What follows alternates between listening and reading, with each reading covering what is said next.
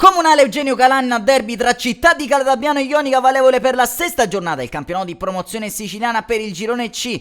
Padroni di casa di mister Eugenio Luvito, reduci dalla sconfitta per 2-0 contro il Gescal, pari e polemiche invece nell'ultimo turno per la Ionica al Valerio Bacigalupo di Taormina contro lo Sporting Viagrande. Solito 4-3-3 scelto da mister Costantino, con Pontet a difesa dei pali in linea difensiva composta da Savoca, San Filippo, Lucero e Lombardo. In mediana Ninkovic assistito da Giannetto e Puglisi, tridente composto da Savoca, La Forgia e Saglimbeni. Completo blu con inserti bianchi per il Città di Calatabbiano, maglia giallorossa invece per la formazione Santa Teresina, quando grazie alle immagini a cura di Francesco Morabito possiamo passare a raccontarvi del film di questa sfida, che si apre con la prima offensiva della Ionica in avanti. Il tentativo è pericoloso e come da parte di Ninkovic.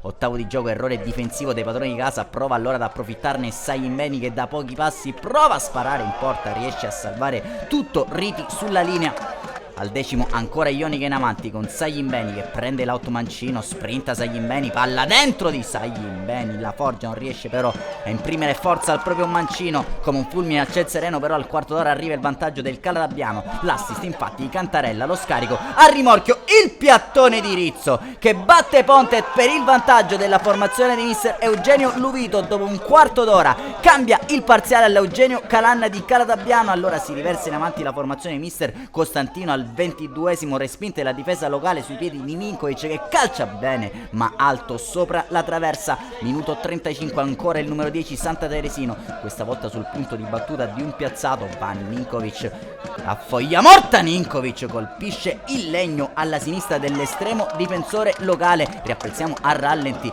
l'ottima soluzione balistica da parte del numero 10 Santa Teresino. Si spegne così la prima frazione di gioco, squadre alla pausa sul parziale di 1-0. Decide sin qui la rete di Rizzo al quarto d'ora.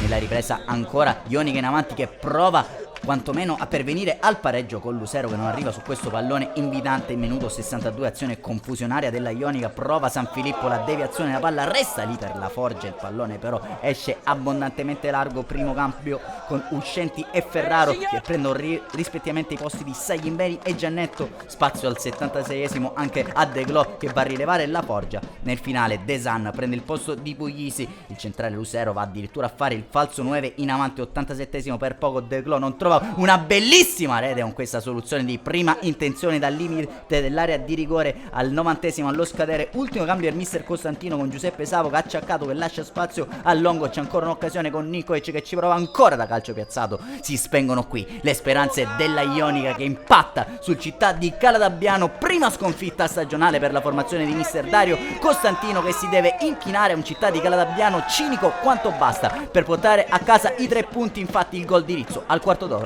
decide la sfida. Un saluto allora amici appassionati, appuntamento come al solito alla prossima.